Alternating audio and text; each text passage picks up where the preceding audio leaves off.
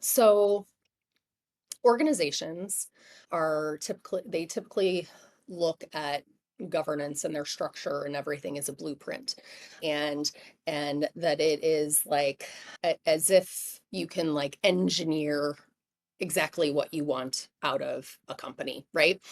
And that structure, that like more rigid structure, your policies, your diagrams, your processes, like all of those things are all really, really important. They give you memory, they give you boundaries around, functions and different things. You can't take it all in at once. You need some of that, like those silos, although I don't want them to be siloed. You need that structure to be able to make meaning at the company, to be able to, have understanding of things. So that structure, while rigid, is really important.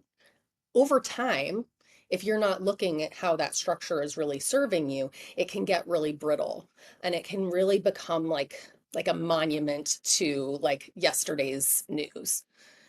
Because the other side of this coin is the messy human stuff and the messy dynamic stuff of markets shifting, of regulatory environments changing, of, social values shifting, and all of these things that make things extra challenging.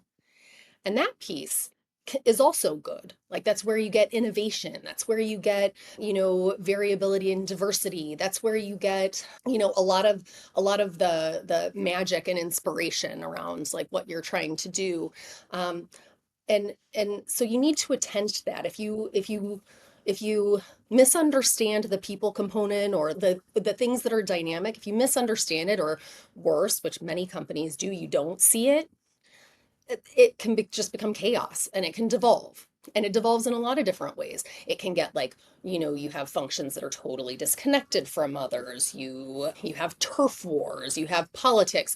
It enables bad leadership. There's like many different things that can come from not attending to the more, I don't want to say messy because it's good too, but that's, the more dynamic parts of the organization.